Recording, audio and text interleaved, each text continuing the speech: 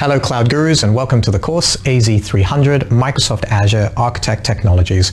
My name is Nick Collier. I'm a Cloud Solutions Architect working with large enterprises to deploy Azure solutions.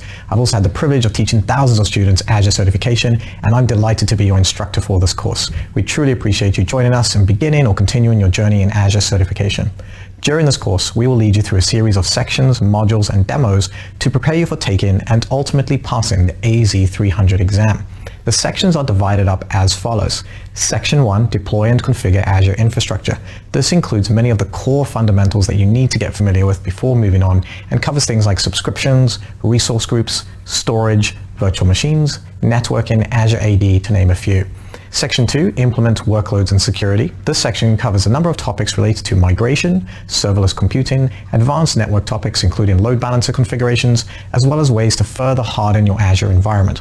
In Section 3, we move on to Architect Cloud Technology Solutions. This section now shifts a little bit towards design as we look at ways to select the appropriate Azure solution based on various problems that you might encounter. Section 4, Create and Deploy Apps. This section goes into more detail around PaaS services as they relate to the various application deployments your teams might want to utilize. It is an exciting section as we cover containers in detail. Section 5 focuses on implementing authentication and securing data.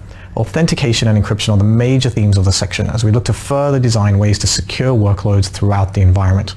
In Section 6, we develop for the cloud.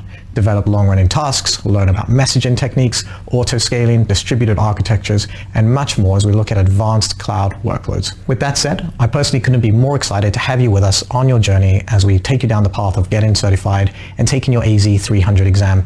Good luck, and please let us know if we can help you further in any way.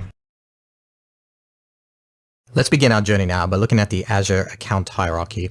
And if you're in an enterprise, you will have something that is unique, which is an Azure enterprise agreement. And so you actually have an additional portal that people just maybe swipe in their credit card won't actually have. And that's the Azure Enterprise portal. And that's available at ea.azure.com. And in that portal, you can actually go in and create various departments and then go ahead and create sub-accounts inside of your enterprise. But for a lot of people, you actually start with just the account section. If you're sort of just trying out this course to learn Azure, you've probably used the free trial or you swiped your credit card, you will be at the account portal, which is at account.azure.com. And there's a billings and usage link on there, which takes you to the place where you set up your account in itself. And so you will go there to manage your account and your subscriptions underneath. Speaking of subscriptions, once you've created your subscription, you will then want to access the Azure portal to actually put resources inside of it. And you do that at portal.azure.com. So this might get a little bit confusing at first, but just remember, enterprise, we start at ea.azure.com. For my actual Azure account, where I'm going to put things in, I go to account.azure.com. And then for my actual subscriptions, once I've created my subscription in that account at account.azure.com, I go to portal.azure.com, which you'll see throughout all the demos is where we are when we're deploying resources. Following that, inside of subscriptions, I can deploy resource groups, which are essentially containers that I can put my resources in, and I can assign RBAC permissions to them, which you'll learn more about throughout the course. That's how we assign access. And finally, as I mentioned, in the resource group, we have our resources. So multiple layers there. They've also introduced the concept of management groups recently. That's not on the exam yet per se, but that allows you to sort of take your various subscriptions and group them together and group up policy, because what tends to happen in large organizations is as you build lots and lots of subscriptions and resource groups and you want to assign policy and make sure everybody gets the right rights in the various groups and subscriptions, it can get really, really confusing. So they have brought out management groups, which allows you to kind of group up subscriptions and assign the same permissions and policies to them as well. But for the most part, we'll definitely give you this document as one of the attachments in the course. So if you're just unsure where to go, these are the main links and should clear that up for you. If we go a little bit further and look at the account to subscription relationships, when we have our Azure Enterprise enrollment, we have one-to-many relationship with departments. So I can have many departments inside of my Azure EA, and I don't have to have any departments in there. It's just a way of organizing depending on the way your organization is set up. Within departments, then I can have one-to-many accounts, or I could just have one-to-many accounts to the enterprise enrollment to begin with if I didn't have departments.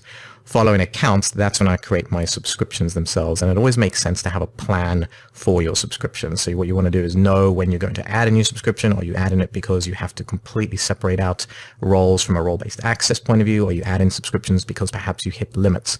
Those are some of the reasons that you would add a new subscription. If we look at the enterprise hierarchy example in a little bit more detail, here's what it might look like. We have our enterprise enrollment, we have department A, B, and C. Maybe this is finance, HR, maybe IT is a general department as well inside of our EA. And then I can have sub-accounts. Maybe I have them for dev, for test, and then within there, I have various subscriptions that I want to manage and put resources in. If you want to see some common scenarios, it helps to look at the major three that Microsoft showcases. One is a functional example where you've got your enterprise at the top. We've got things like finance and IT as our functional departments there. And then we have account owners, and subscriptions in there you can see are based on projects, within those specific departments. So production websites, project one test, project one dev.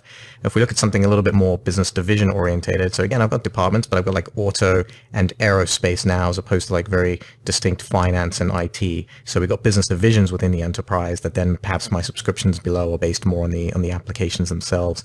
And then another one that does come up a lot is actually geographic. We deal with a lot of global companies, and when we work with them, they have departments in North America, in Europe, in Asia, and then they'll typically separate out that way, then create accounts within there, and then the sub projects as the subscriptions within those accounts. We break down the EA type of accounts for a moment, and we look along the top. We have enterprise admin, department admin, account owner, and potentially a service admin as well.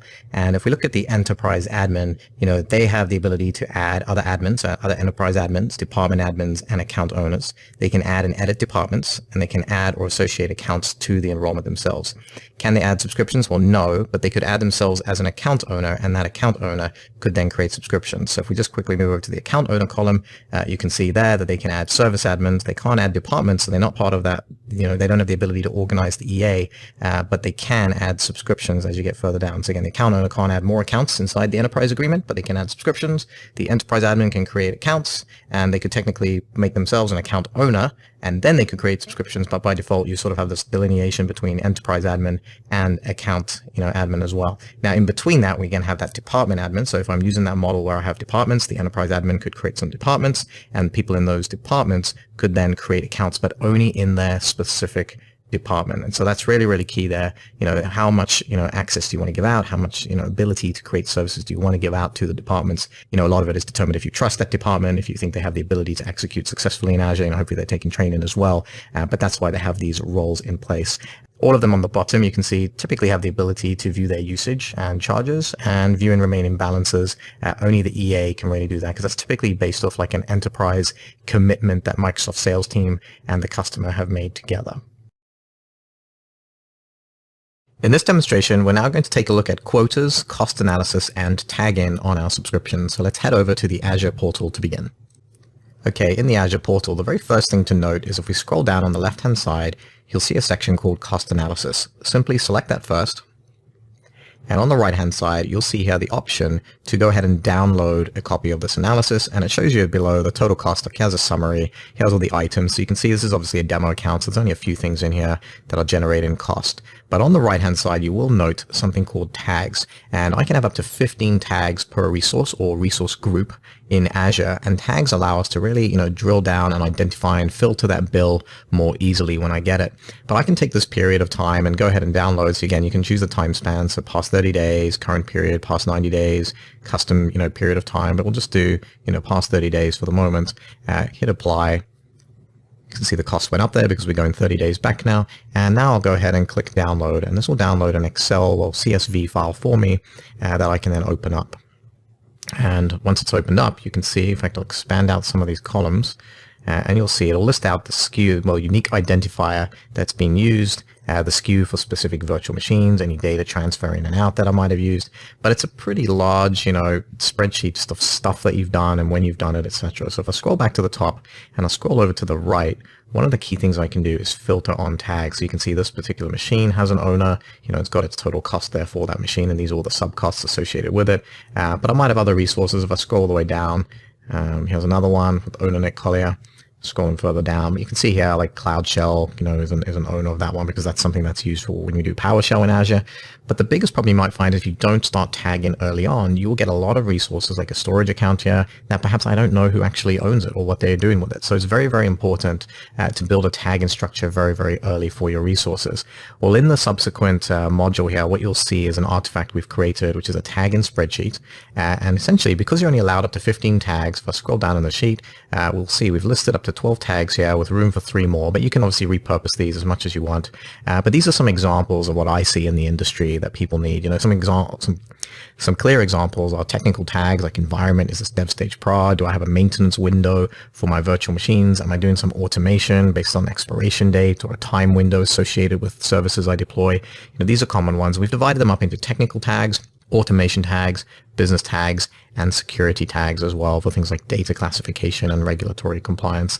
Another really good one is cost center. If you have a cost center, the way your organization is structured, everybody's different, but if you have cost centers there, having that ID is a really good one to have. Then you can decide, are these tags mandatory or optional? And if they're mandatory, you could certainly, put some policy around them, which you'll hear more about shortly. But if they're optional, you could say, okay, this is something, people can choose to enter or not to enter, up to them, maybe some just optional description text, things like that. The next thing is to decide what format you want the tag in. Tags follow a key value pair situation by default. So you've got your tag name, and then the value, which could be a string, or could be JSON as well. We do a lot of automation around tags sometimes. So a time window, for a server to be shut off and turned on could just be a large JSON syntax that you put in there. In addition, then decide things like who's responsible for it. Is it applied to the resource group? Is it applied to other resources? Again, you can apply tags to resource groups or individual resources wherever possible. If you've grouped everything together properly in a resource group, just assign it at the resource group. Don't go to the, the headache of tagging every individual nick and everything inside there. Ideally, you can just tag everything at the resource group, but I realize that doesn't work for everyone. And then is there any automation via Azure policy to perhaps enforce the tag? So we give you the spreadsheet as part of the course. I would say first thing is just, get in a room with the people you need to, plan out your tagging strategy, and then that will help you immensely when it comes to getting your bill. So going back to the portal, here is, again, the tags, and you can kind of see them here. They would show up, when you kind of download that bill. If we scroll further down now, the other thing you need to be aware of is usage and quotas for the exam. And this is important because by default, when you create a new account, various things are limited. So, total regional vCPUs is limited, what type of vCPUs from which families you can deploy, how many virtual machines is your maximum. You've got 10,000 there, but you'll be capped by the vCPUs. Now, if you want to increase any of these quotas, all you need to do is simply select request increase, and this will require you to put in a support ticket, and depending on your support level will determine the response you get to that. But you'll basically choose the subscription you want to increase, choose the quota type, so perhaps compute services, pretty common one, choose your support plan, as I mentioned, basic support, and then just kind of type in your your problem as you kind of go through here. So I can choose EastUS2, SKU family, I can choose, okay, I want the A series as an example, and I can say, okay, my current limit is 10, I want a new limit of 20. I can save and continue. I don't need to upload a file with additional details, but I could if I wanted to. And then if there's severity, at the top here, minimal impact, moderate, critical, will also determine, how quickly, Microsoft responds to that.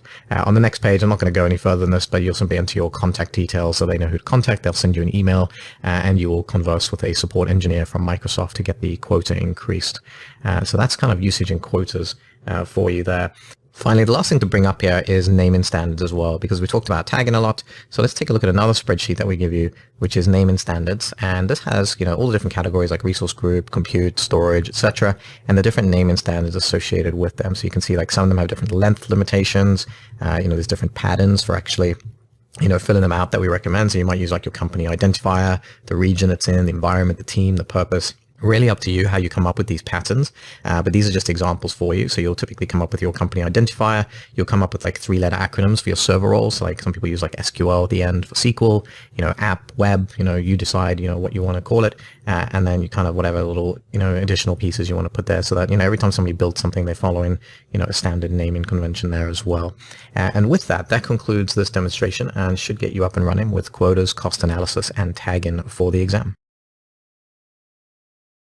One of the key items you'll need to get going with Azure is an Azure account. And as you can probably tell by now from some of the previous lectures, there are a number of account options available to you. In this demonstration, we're going to focus on creating a simple trial account to get you going. So we'll start off in our web browser. Okay, and here we are in the web browser, and as you can see, I'm at azure.microsoft.com/en-us/free. You can also just Google that, Azure free account, and it will take you to this page. And the first thing you'll see is it says create your Azure free account today, get started with 12 months of free services. And if you scroll down, you'll see what you get with the free account, which is 12 months of services, but $200 of credit. So all the services that we use throughout the course, and if you're exploring with Azure, will cost a certain amount of money. That will get taken away from your $200 of credit, but some services are always free and they will always be available. So if you haven't already used a trial account, I encourage you to get one because it will save you a bit of money through the course. If you've already used one, then I'm afraid you're just going to have to, swipe the credit card and pay the small fees when you provision services in Azure. But hopefully this will get you underway if you haven't had a trial account yet. Now, if you go ahead and click Start Free, it will then prompt you to sign in with a Microsoft account. And at this point, simply log in with your Microsoft account if you already have one, or if you don't have one, go ahead and click Create One. Type in your email address.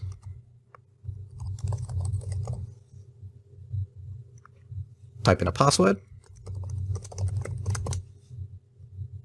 and you'll get a code sent to your email address, which you'll need to type in here. So simply refresh your email account, grab that code from there and punch it in here, and then decide if you want to receive the Microsoft promotional emails or not. Go ahead and click Next, and it'll ask you to just type in this prompt to make sure you are a person actually doing it and not a bot, as you've probably seen from other websites, and click Next again. At this point, it also asks you if you want to stay signed in, so this will reduce the number of times you're asked to sign in. This is very useful, otherwise you'll get prompted repeatedly as you sign into different Microsoft services. So click Yes for that. And then at this point, you can see Azure free account sign up, start with your $200 of credit. At this point also, if you already had a free account on that email address, it will take you to a screen to ask you to sign up for a pay-as-you-go and input your credit card details. But at this point, I'm just going to go ahead and continue typing in my information.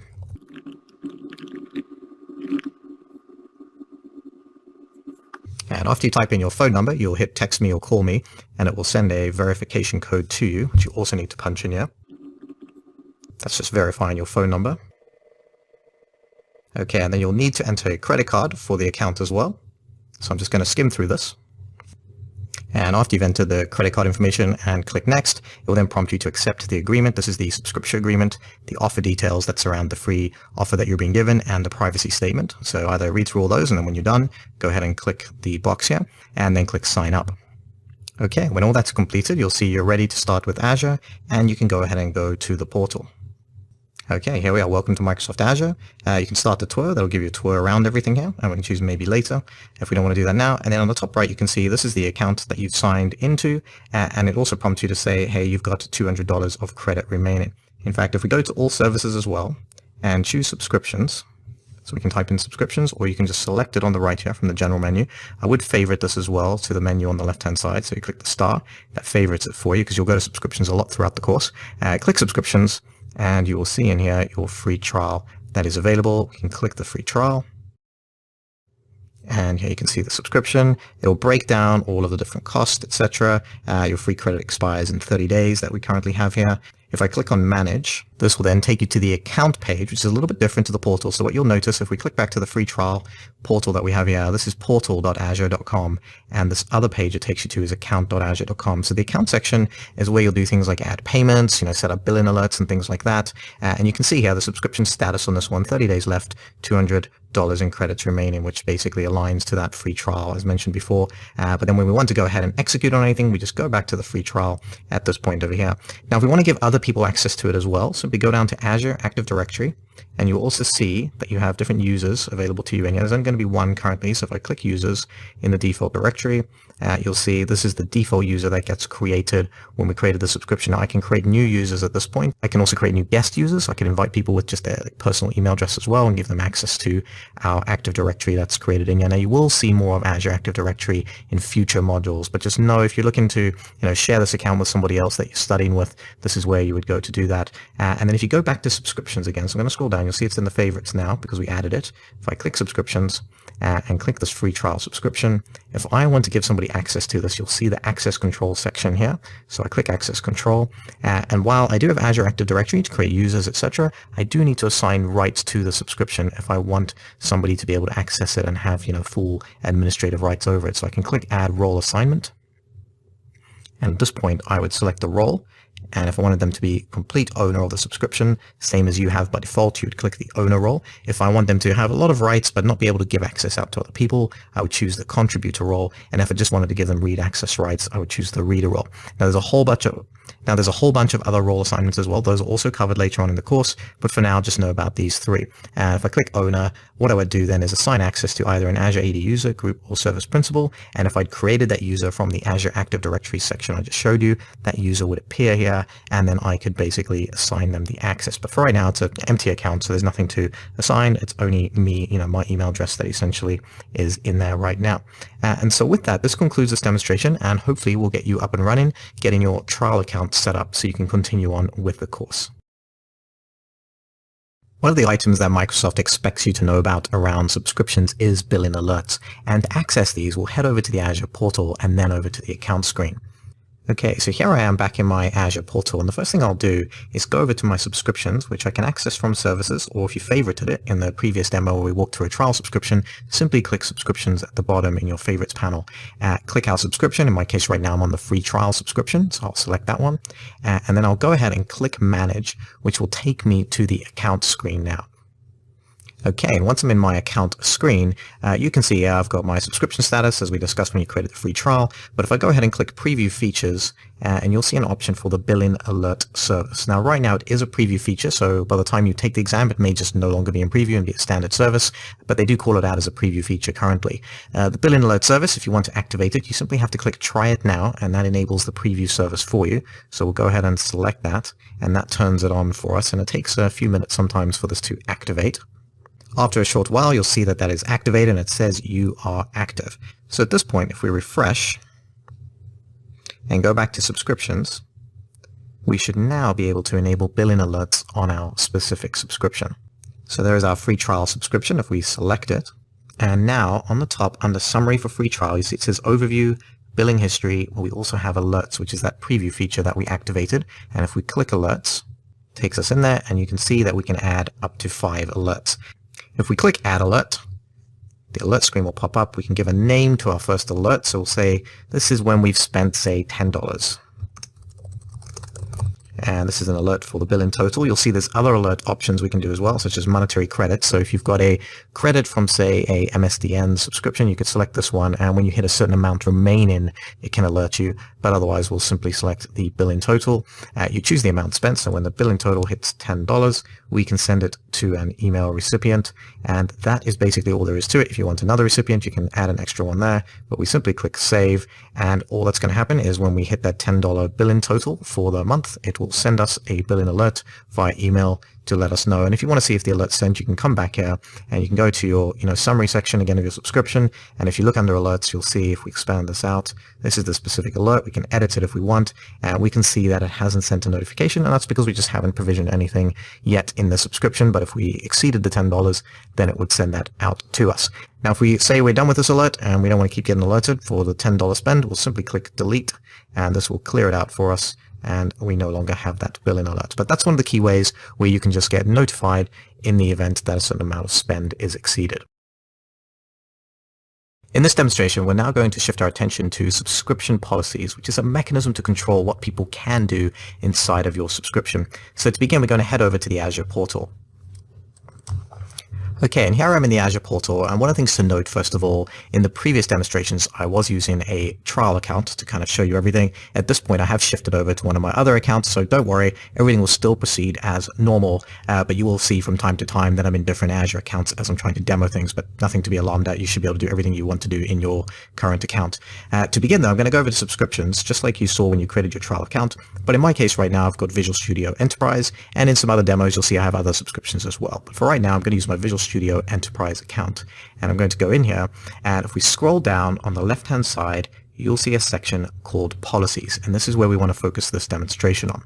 If we click policies on the right hand side, you'll see that currently everything is 100% in compliance, and that's ultimately because I don't have a lot of policies and a lot of resources right now in the subscription. But the key thing at the top here is you can see that I can assign policies. So if I click this box, assign policy, it will prompt me in the next screen to choose my scope. So this is where do I want to assign the policy. In my case, I just want to choose the subscription. I don't need to exclude any specific resources from this assignment. So I'm saying everything in this subscription called Visual Studio Enterprise, I want to apply policy to. Well, again, what is our policy? And this is where you create a definition for your policy, or you use one that's already built in. So you can click the little box to the right, and this will open up all the different policy definitions. In fact, there's 144 right now available to you. You can create these as JSON templates and put them in here as well. This is where Microsoft has massively expanded policies because they've taken all the best practices from lots of enterprises out there. But in your case, let's look at a few of these real quickly. Well, what if I wanted to set a policy on deploy log analytics agent for Linux VMs, making sure that, it's a Well, let's look at a few of these very quickly. If we scroll down, you'll see things like audit VMs that do not use managed disk, something you'll find out about in the virtual machine section, making sure you have log analytics agents for your Windows and Linux VMs, and so on and so on. Things like disk encryption are in here as well for storage accounts, and audit transparent data encryption status for PaaS services like SQL databases. These are all good examples. But if I go back to the top of this and search, if I filter, with built-in, and then choose allowed, you can see a number of policy definitions that are actually quite common. Things like not allowed resource types, allowed storage account SKUs, allowed resource types, and these two are really popular, allowed virtual machine SKUs and allowed locations. So I can say, for example, I only want to allow specific virtual machine SKUs. I don't want to perhaps allow very, very large virtual machines because they could be very costly.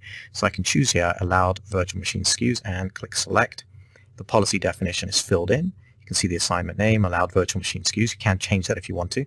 And if I scroll further down, I can see the description, assigned by, and here is where I put in the parameters for that policy template. So right now, 0 is selected. If I click the drop down, I can now choose the virtual machine SKUs that I want to allow in the subscription. So I could choose, just the basic A0, A1, whatever I want. Maybe I want to choose all the D series. Again, you'll learn more about these in virtual machine section if you haven't already jumped ahead and covered that. But I could choose, D series, which are common, A series, etc. So just go ahead and select the ones that you would want to allow. I can choose also to use a managed identity, which you'll learn more about in the identity section later on as well. But with that, if I'm happy with everything there, I can go ahead and click assign. And now that creates that policy, and now it will only allow me to deploy machines in the subscription that match that specific SKU type. And you'll see later on when you build virtual machines, if I tried to then go and build a virtual machine that was perhaps, an F series or G series, it would simply error out during the build process. And if I wanted to fix it, I would need to go back in here to this allowed virtual machines policy and basically delete that assignment if I wanted to get rid of it, or edit it if I want to just add additional SKU types. Now this is very important because in the enterprise, you probably want to start off with a certain amount of SKUs that you allow, particularly if you're early on in your Azure journey. Again, maybe the A series, D series, etc. And then as needed, you might allow certain teams access to those very, very large, perhaps the M series giant memory virtual machines. You could then allow them access to them by assigning a policy that allowed them access to them. Perhaps you assign that policy to a specific resource group. Perhaps you don't assign it to a whole subscription. So you get kind of creative as you work through these.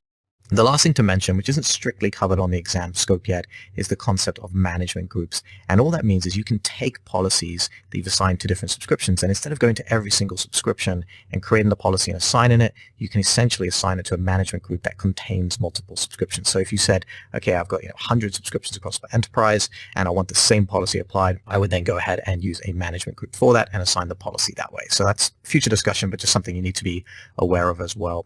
And with that, this concludes this demonstration. I highly encourage you to go in here and play with these and then try to provision things against the rules that you have. But just make sure if you don't need that permanently, go ahead here and delete that assignment. Otherwise, you'll run into various problems later on. In this demonstration, we're now going to take a look at resource groups, something we keep coming back to over and over again, and tag in of those resource groups. So let's head over to the Azure portal. And in the Azure portal, we'll go straight over to resource groups on the left-hand side. And you can see I've got a couple of resource groups already there in a variety of locations. And I'm going to go ahead and simply add a new one. So I click add, and in the basics here, the first thing I need to do is choose my subscription, where I'm going to put that resource group, and then give that resource group a name. So I'll call this one AZ Exam Demo. Then I choose the region. Now you can put objects in the resource group from other regions. The purpose of the region for the resource group is where the metadata for that resource group is actually stored, all the details about it, the tags, etc. It ultimately still has to be stored somewhere, and so that's the purpose of this region here. So it doesn't really matter too much where you put it, but the one benefit is when you are using ARM templates later on and saying, okay, I want to deploy this virtual machine, and asks you for the region to deploy the virtual machine in, you can simply state inherit from resource group. So it does still help to put the resource groups in the same region if you have a primary region where you deploy your workloads to.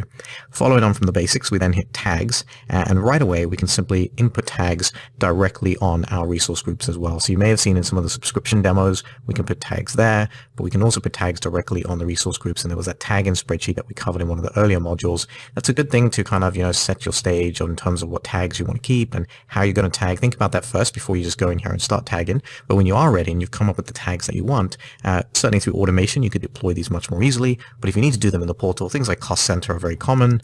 I'll just put cost center. Lab could be my cost center, could be the HR department, could be, depends on your specific situation. And then you might have other things like maintenance window is a common one. I could say, this is going to be Saturday, 9 p.m. It could be a maintenance window that I have, and you might have different ways of storing these, even in JSON templates in some cases.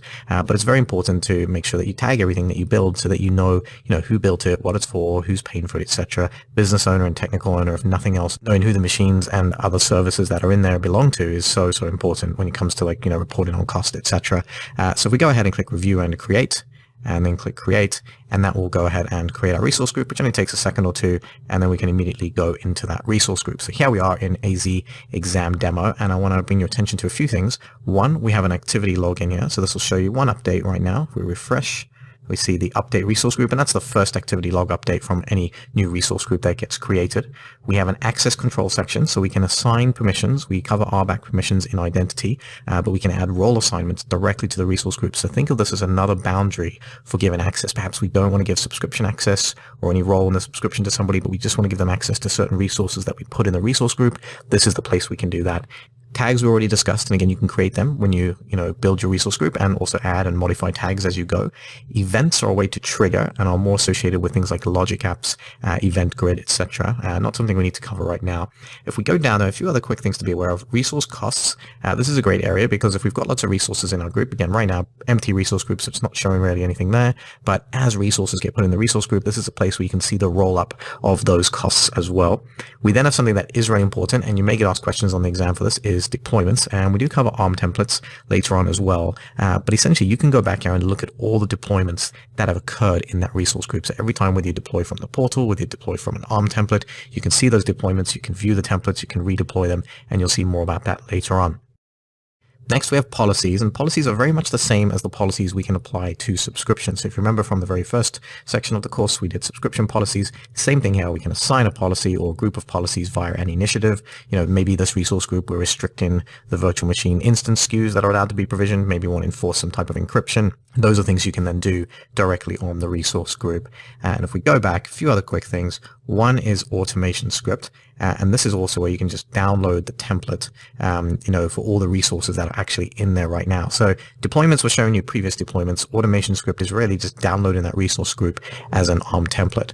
Moving further on, we have a lot of options to jump ahead in monitoring. So we can get to monitoring through Azure Monitor, so we can access that through services, as you may have seen in the monitoring piece of the course as well. But we can also access it directly from here as well.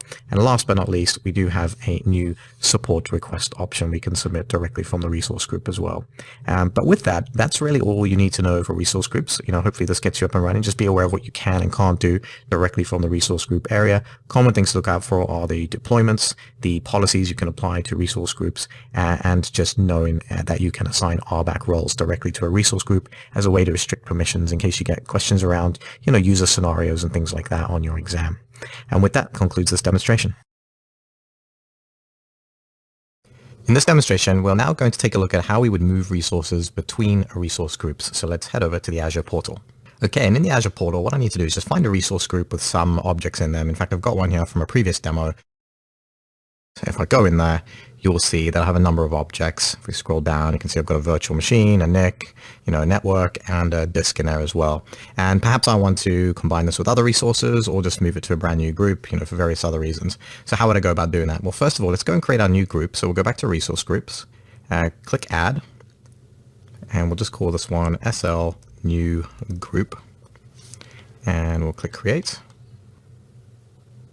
Okay, and that's created. So if we go back to demo 6, where our resources were from a previous demonstration, and go ahead now, and you'll see this button that says move at the top.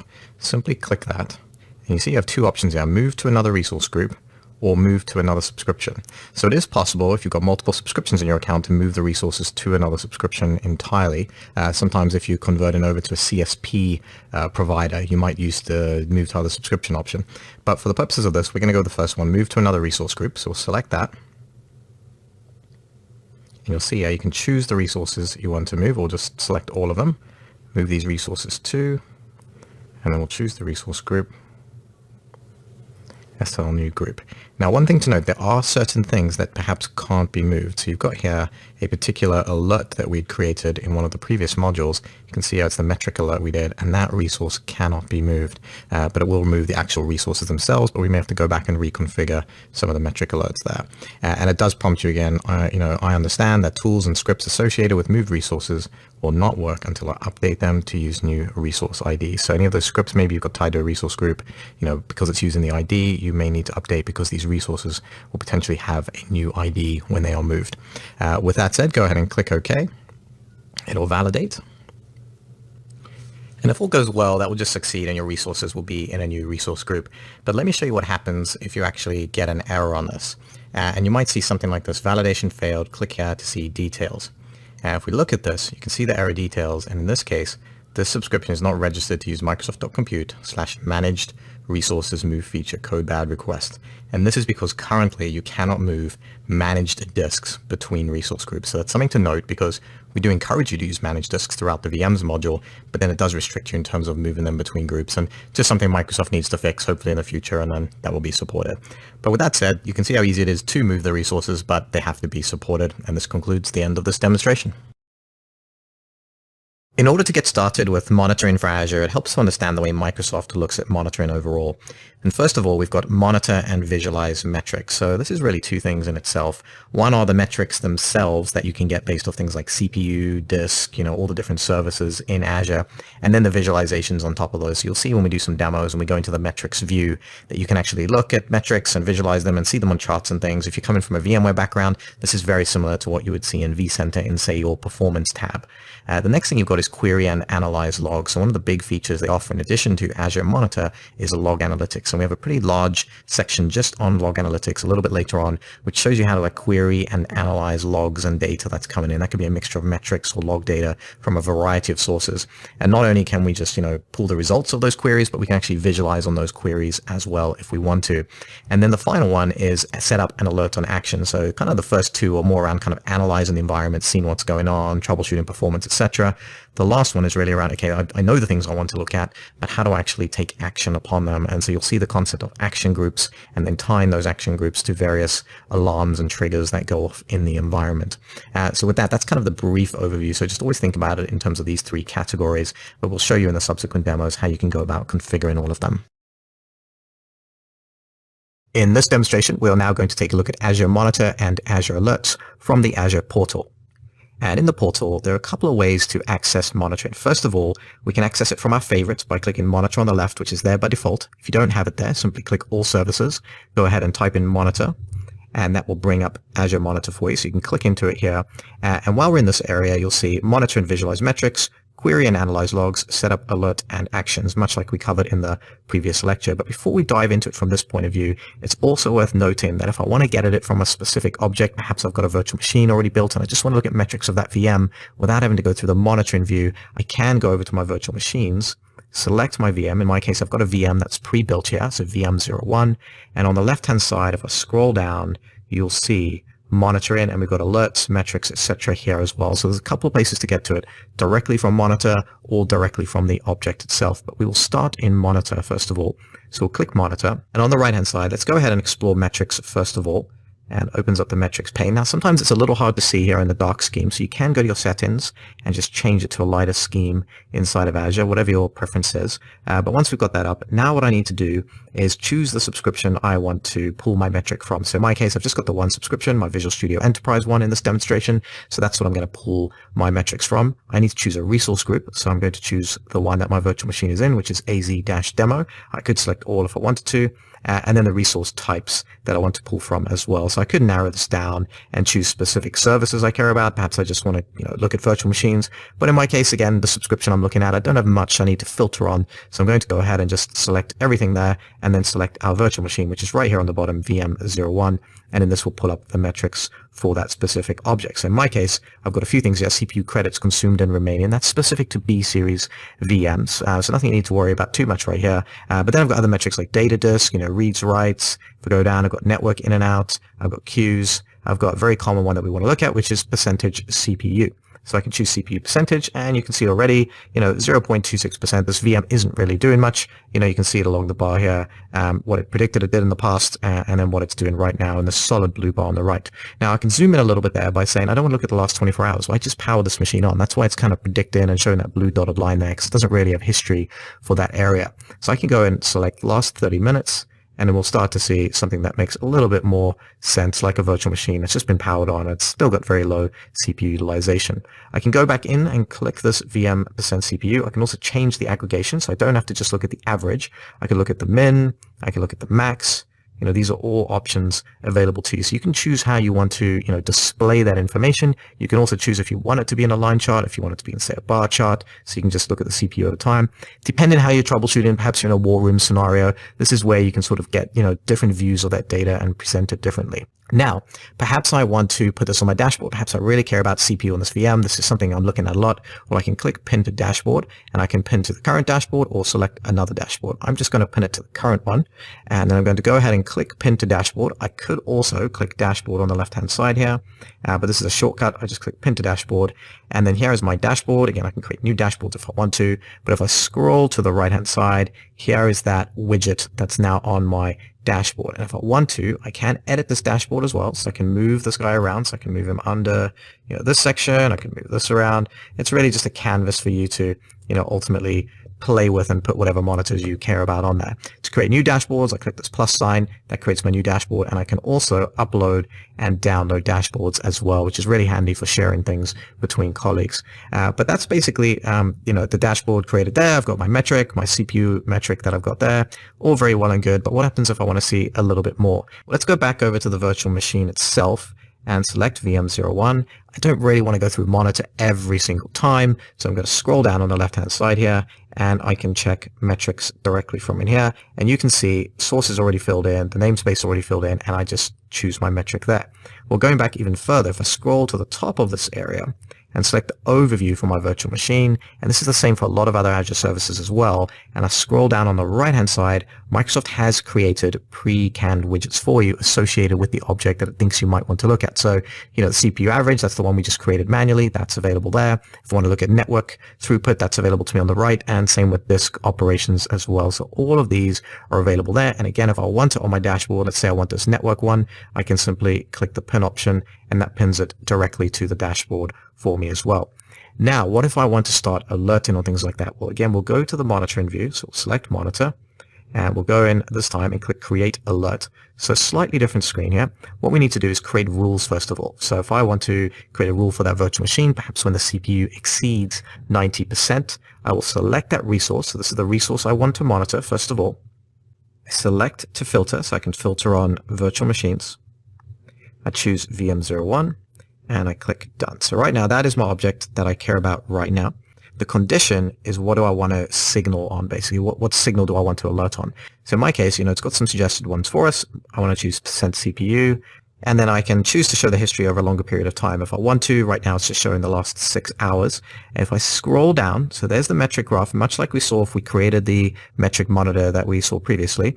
But here is the alert condition. So the condition greater than the time aggregation, same options there as well. So we've got average, maximum, minimum, total for CPU. So I can average it out and say, okay, anytime it goes over 90%, so whenever the CPU is greater than 90% over the last 5 minutes and check every 1 minute, that's what I want to take an action on, basically. So now if I scroll further down and look at action groups, this is what I want to do with that alert. So let's say the alert is fired. Who do I want to notify? What do I want to do? And so I have to create an action group if I haven't got one already. If I already had an action group, I could select an existing one, but I'll create a new one for right now. And give it an action group name. Perhaps I want to email IT team as an example, and I'll just call this one email IT. And here I'm basically going to choose my resource group where I want to basically keep this action group. So I can choose to keep it in my default activity log alerts, which it will create for me. And then I need to choose the action. So let's say again, we want to email as our first action and choose the action type. And these are really important. And you can see there are a number of them here. So we've got email, SMS, push, voice. So if I select this one, this is where I would come in here and choose, okay, I want to email help@helpdesk.com, just a fake email I'm putting in there right now. I can choose to text message somebody, etc. All of those options are available there, and I'm just going to choose email for right now. But I could also go in and do other things. Let's say I wanted to cut a ServiceNow ticket. I want an incident ticket because this is a really important, alert for me. I want to make sure that we log that in our ITIL system. And so I would choose to use the ITSM connector in this example. And then I would go ahead and use my ITSM connection that I would have created separately as part of a ServiceNow, say, integration. So that's another option there. In addition, you also have the option of automation runbooks. And these are key. I often see a lot of people starting to use these now, where you can choose to run a runbook that you already have. And there's some already created for you now. So you've got restart VM, stop VM, scale up, scale down, remove VM. So, perhaps in this particular virtual machine by itself, I've hit the CPU alarm. I want to change it to a higher instance with more CPU. I could do that as well. So there's a lot of options here, in terms of the action group, not just send the email, but I can add multiple actions. I could email somebody, I could create a ticket, and I could say restart the VM if I wanted to as well. All of these things, you need to decide what you want to do based on your specific scenario, but lots of options available to you. In my case, I'm just going to choose the email option. So I'm going to click OK there.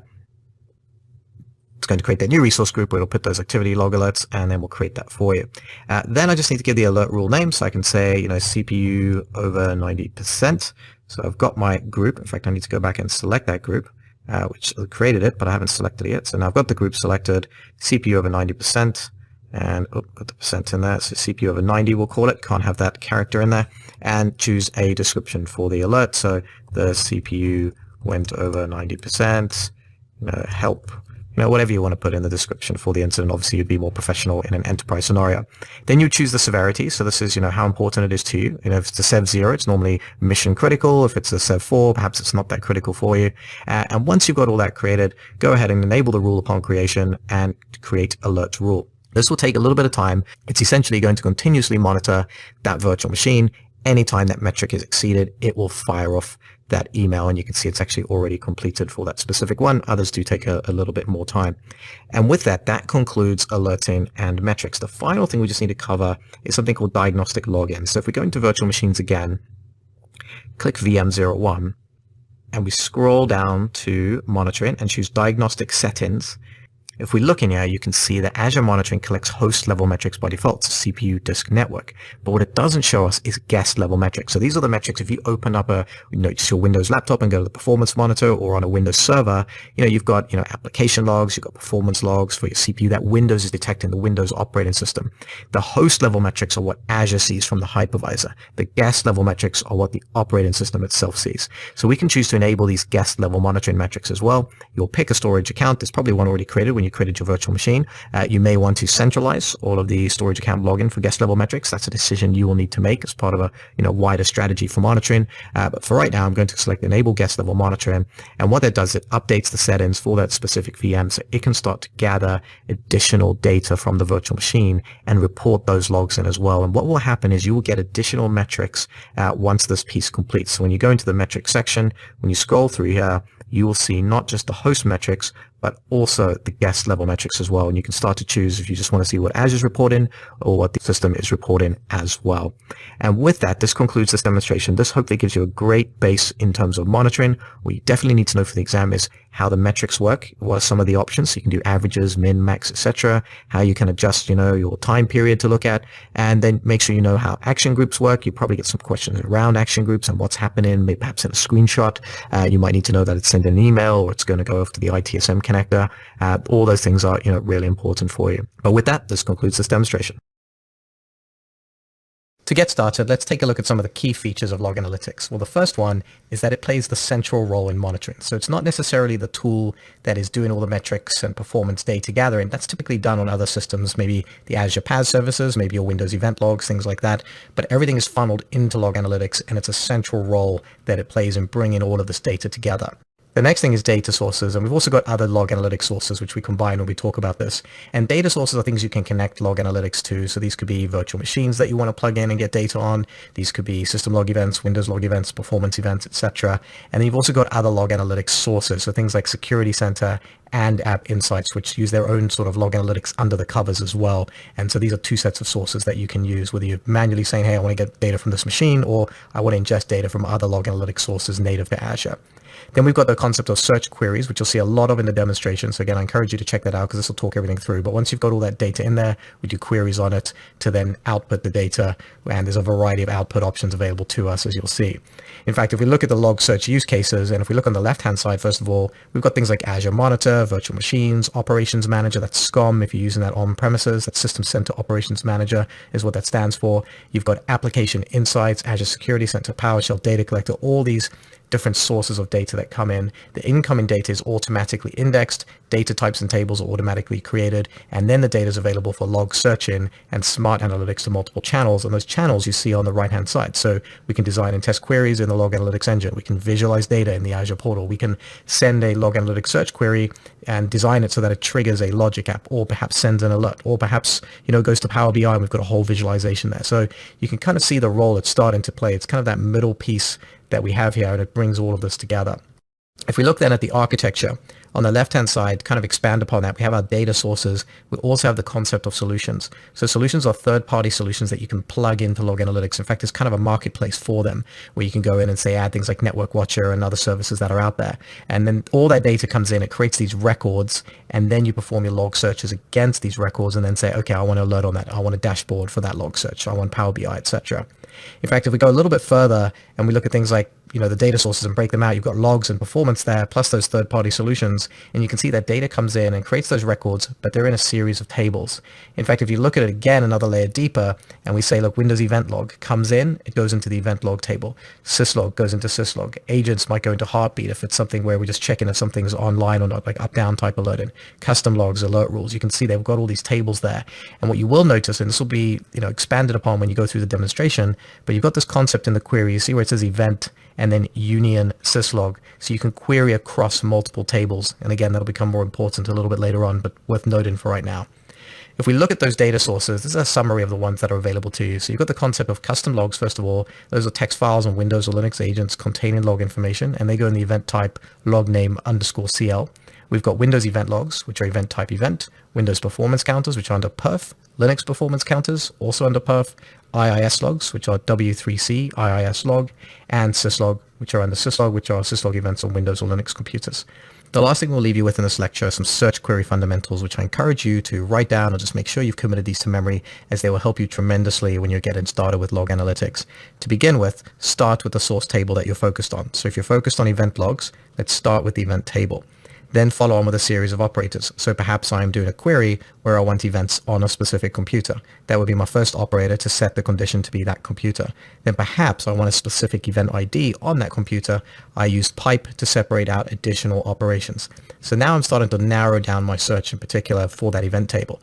But now if I want to join other tables and workspaces, I just need to use that union command that I showed you in the example earlier, and then I can search across multiple tables. So perhaps I'm looking at errors in IIS on systems that are showing a high CPU performance metric. So the performance metric will come from the perf table. The application insights table will provide perhaps my transaction times for my users that are accessing my website. But I can combine these using union, so I can get a query that says, okay, when the transactions hit a certain threshold and the CPU is this high, I've got a correlation here that I can work with.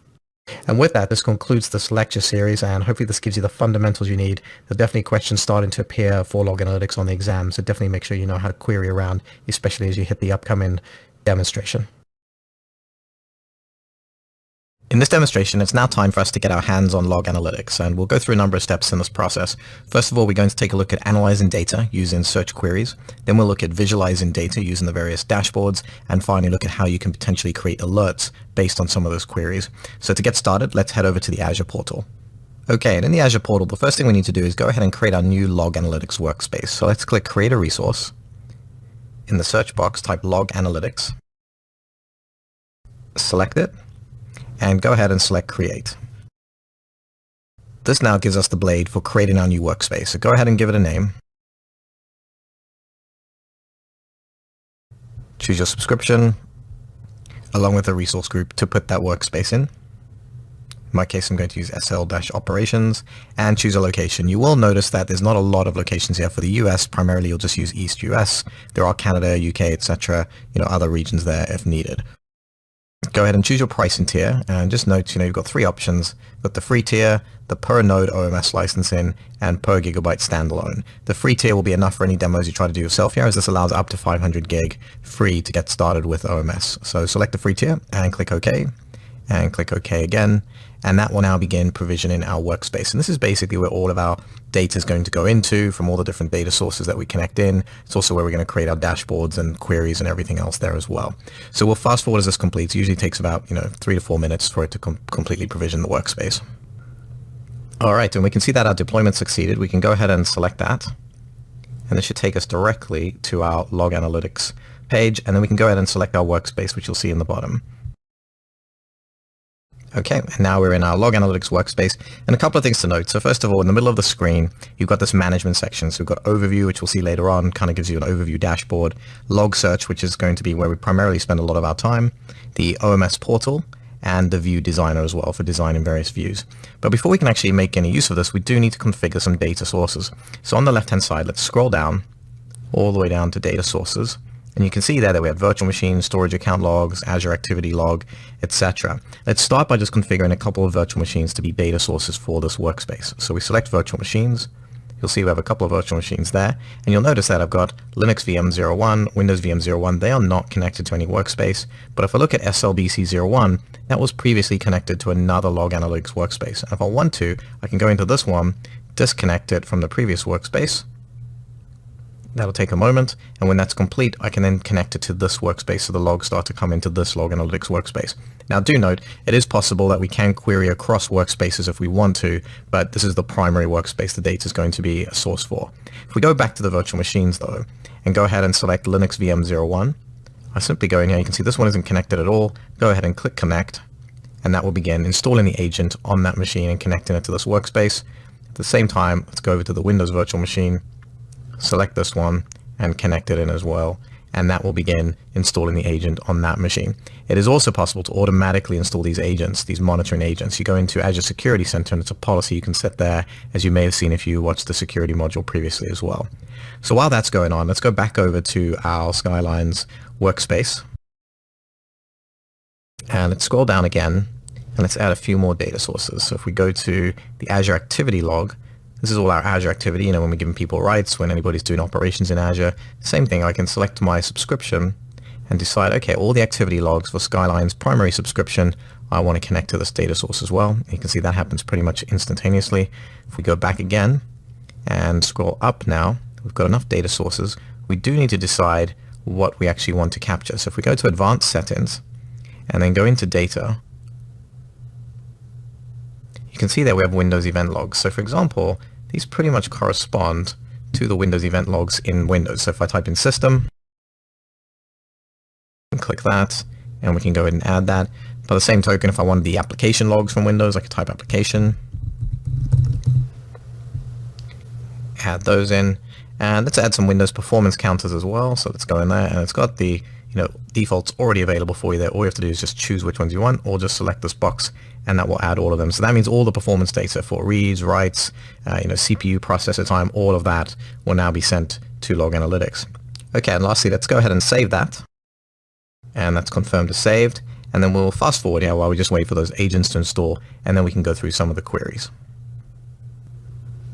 Alright, so a couple of those Windows machines now have their agents installed and are connected to the workspace. So I'm going to go ahead and show you a couple of log searches that you can use. So go ahead and select log search. And first thing to note is you do have an option. You can do your log searches straight away in this section of the portal, or you can click analytics, which I'll go ahead and select. This opens up a new portal for you and allows you to do multi-line queries, more advanced. There's a lot more you can do in this section. It gives you a lot more details on functions, all the different categories that you can choose from, all the different fields and tables basically that are in the log analytics workspace. But to begin, I'm just going to go back to log search itself and just start off with some basic queries. It is important to slowly build up on the query language. You don't need to know too much for the course, but if you do want to get a little bit more advanced with it, on the right-hand side are all these getting started links. So there's a query cheat sheet, there's a getting started with query section, there's a whole website actually if we select this. And it takes you to docs.loganalytics.io, and this is a whole learning section, so you can click learn, getting started, a whole bunch of queries here, there's a whole bunch of examples that you can use, there's a whole bunch of videos as well. So plenty of material out there to get started. Microsoft obviously wants people to use this tool, and so they put a lot of effort into kind of getting people ramped up on it. But let's go back to log search and let's start to look at the beginning of this. Let's just start by saying, okay, I want to look at all collected data. So it's going to put in a query called search and then a star at the end, and this literally just pulls in all our results. So you can see there's 2,000 results. This is data that started to come in from the various systems we have. In fact, you can see the very first one on the right, Windows VM 01. This is coming from the object, the network adapter, and it's the bytes received per second. Now on the left, you'll notice that you've got the types. So we chose to ingest performance logs, event logs, Azure activity, and heartbeat comes as part of the Windows logs that we brought in. So the real key thing here is if you want to just look at the performance logs, you can click perf and go ahead and scroll down and click apply. And that's now going to just filter that out into just those performance logs. And you can also choose to look at it in a table as opposed to the list view if you want to get an easier look at things. Now, the other thing you can do in the query box, instead of typing in search star where type equals perf, if you know the table that you're looking for. So in my case, I might just be looking for everything to do with perf. I can just type in perf and go ahead and select run. And there's my results for that. If I just want all the detail on heartbeat, I can type in heartbeat, go ahead and select run. And that's now just going to bring up all those heartbeat, pieces of information that we have. In fact, let's select one of these. Let's go ahead and select the first one. And a heartbeat is just, when the agent checks in. So if we scroll down, this is a timestamp. So, 10:15 based on the time zone this is in, it's connected in. There's the IP of it. There's the computer.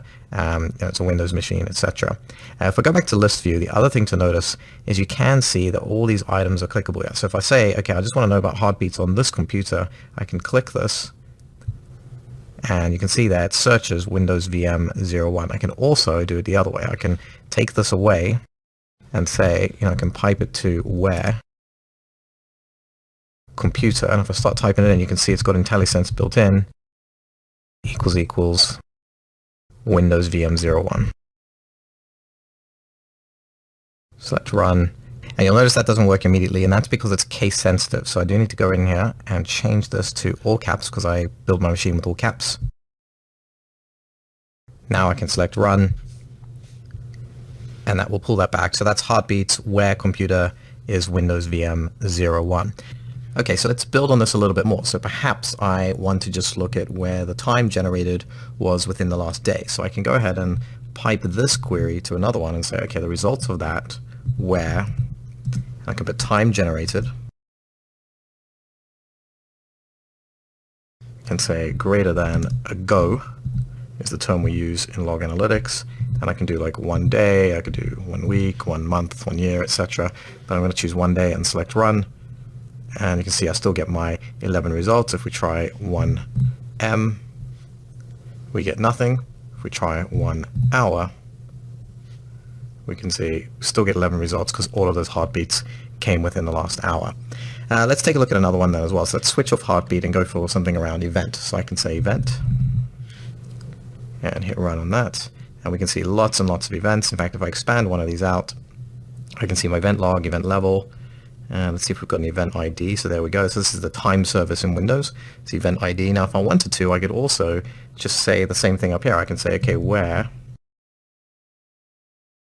event ID equals, and then just give it my Windows event ID number that I'm looking for. So if I say like 7036 as an example, I'm going to get all those events. So for both of my Windows machines, because they're both connected, and this is just one of the Windows events you can get, and you can scroll in and look at that more if you want to. And this is basically saying the connected devices platform service entered the running state. It's just a standard information on an event log. If we want to also, we can get a little bit more creative and start to render things like time charts. Maybe I don't want to, keep looking at things in tables like this. So I can delete this, and let's do a chart of CPU utilization of all VMs in the past day. So we're going to type in perf. Going to do where time generated greater than go 1D.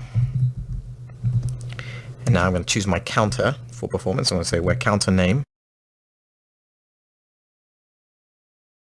equals, and this one is at percent processor time. And I can immediately query there. We're going to do a little bit more with it. Let's just go ahead and run when we're at this point. Okay, so we definitely still getting our results for processor time. Now I can go a little further and say, okay, I want to summarize average counter value by computer.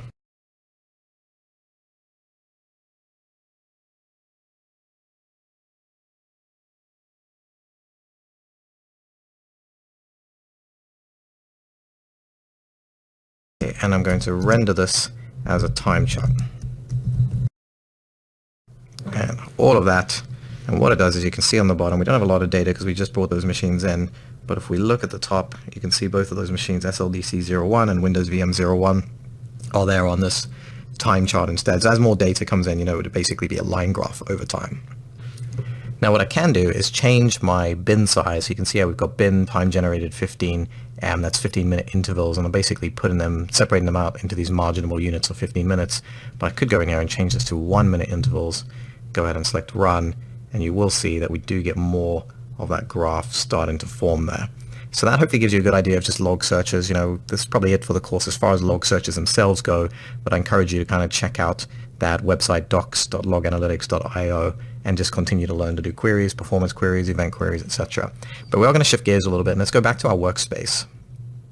And let's now take one of these queries and let's just build a very simple dashboard for this. So if we go into View Designer, this is one area we can do it. And essentially we can say, okay, here's an overview tile, so that I want to position on the top of my dashboard.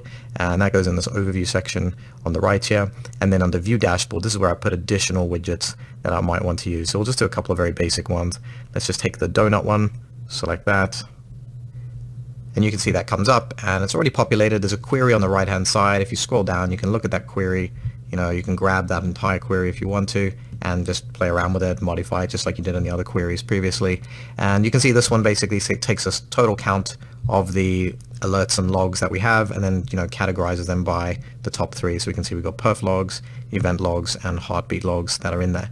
The next thing we would do then is go into our View Dashboard, and now we can add additional things. We can add additional queries. So if somebody clicks that donut tile, they can go in here and see these additional queries. We can add additional things on top. I'll just close this one down. 2 numbers and a list. If I scroll out a little bit so you can see more. You can see there, so computer sending data, Windows VM, SLDC 01, you can see that. Stacks of line charts, a lot of these are in preview as well, but you can see them. So you've got some examples, data types over time, data from computers over time. If we select these, we can certainly edit the query as well. If I scroll all the way to the right hand side and then scroll down, you'll see it's all made up of queries. So this very first line chart is this query, the second line chart is this query over here. Scroll further down, we've got that third chart, and that's another query. So you can go ahead and build those queries in the query designer. You could go into the larger view. If I go up to the analytics view, we can go in here. Again, there's some example queries, like all events by time generated. You can double click these, run these. It's going to give you all that data, in the bottom here. I can look at charts and things, all that data, and then I can just take that and put that directly in visualizations that I can then publish to my dashboard. The other thing you can do also, if we go back to the View Designer and go back to our main section here, if we go to OMS Portal, this will take us to an overview portal that we can use for managing our environment. So it's kind of a nice overview dashboard that you can present to the organization. So there's nothing there by default, but again, I can go and click the plus sign. That takes me to the View Designer that you just saw, and I can publish various widgets there. But in addition, there's something called the Solutions Gallery. So if I click this, there are a whole bunch of things already built in that Microsoft has created that you can simply grab and go with. So if you use these, first of all, in fact, again, you can get all the queries from them, use them, modify them, do what you need to do, and put them in your dashboard. So if we just want something on agent health, I can select this one, go ahead and add that to our dashboard. That's going to add the solution and all the queries and widgets and things for us there. If I go back to the solution gallery while that one's installed in, let's grab another couple in here. Let's go all the way to the right. We'll show you one which requires additional recovery. So Network Performance Monitor is a good example of that. So if we click add on this one, and now let's go back to our home screen. These should start to populate very soon. If not, it helps to just give a refresh on the very top, and you'll probably see them appear in there. So there we go. So agent health, if I select this one, you can see total count of agents 2. So only 2 of our 3 machines are checking in currently. And if I select this one, scroll in here, and I can see all these additional widgets that have been created for us, and I can perhaps click one of these, and it brings up the log search, and again, there is the log query that I can grab. If I go back to the dashboard, I can also look at this other one, Network Performance Monitor, and you'll notice that some of them say solution requires additional configuration. So if we select this one, it'll give you the additional configuration instructions that you need to perform. So in this case, there's some firewall ports and things you need to open up in order to use Network Performance Monitor. Once you've done that and configured everything correctly with PowerShell, then this one will start working as well. So idea being is get all your queries, decide on what you really care about and what you want to visualize on a dashboard, and then start to build dashboards that make sense for that. Last thing we'll show you is just about alerting. So the other thing you can do is back in the workspace, go to alerts on the left hand side, and I'll zoom back in, and similar kind of process. I can create a new alert rule, but now what I can do is add it based off a query as well. So there's my target, which is this workspace. I add my target criteria. So I can do a custom log search. I can just say, okay, all events. We'll just do that for the moment. And you can see we've got all events there, and this is just the query that's built in again. I can choose the condition for when I, decide to fire off the alert. So I can say, okay, greater than 1. So obviously this will definitely fire off. And the period in minutes and the frequency. So this is how often it's going to check. And then go ahead and click done. Scroll down to define alert details. And this is the alert rule name you give it. So I can just say, all events. This is a demo. Choose the severity, so I can say, okay, this is critical, warning, or informational, so we'll say this is warning, and then I define something called my action group. So if I expand this out and I create a new action group, this is the group I want to target with the alert. So this could be, IT support, and I can say, okay, this is all my subscription, my resource group. Here's my unique actions, so I can say email team. And I can say my action type might be to send an email. The other things to look at those, you've got a option for a webhook. You can do ITSM connections, so to things like ServiceNow. And then I've also got automation runbook. So perhaps I don't just want to notify someone, perhaps I want to take some action in response to this event. I would use an automation runbook. If I want to talk to a web service endpoint, I can use a webhook. If I want to just create a change ticket or something, say, hey, this happened. I can create an incident ticket in many cases, not just a change ticket. I can do that and then create my change ticket if the automation runbook executes. And then, or I can just email, right? So I can select email, choose the details, the email teams. In my case, I'll just put in, nick.collier@skylinesit.com. I can send text message if I want to as well.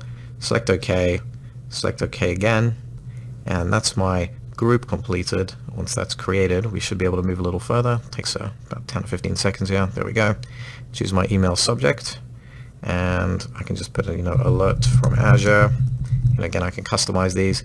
And one thing I do need to still do, I'll create an action group, but I still need to select it. So we'll hit select action group, select IT support. The good thing is once you've created those action groups, you don't necessarily have to go back in and define them every time. You'll just create the new alerts and then choose the people or the events you want to take place when the alert fires off. So I go ahead and click create alert rule, and that will now create that alert rule. So whenever those events trigger, in this case, this query is just grabbing all these events, and when it's greater than 1, it's going to fire an alert off to me. That will send off. The other thing you'll notice, if we go over to Outlook now and just look at my email, you'll notice that I got an email that said, that was easy. You're now in the Azure Monitor Action Group ITS. So your users will get notified when you put them into one of those action groups. They'll get this email that lets them know they're part of that group, and they'll get notified in those events that you've correlated to that action group. And with that, this concludes this demonstration, and hopefully this gives you a good overview of log analytics. I'm sure you'll definitely be using it over and over again.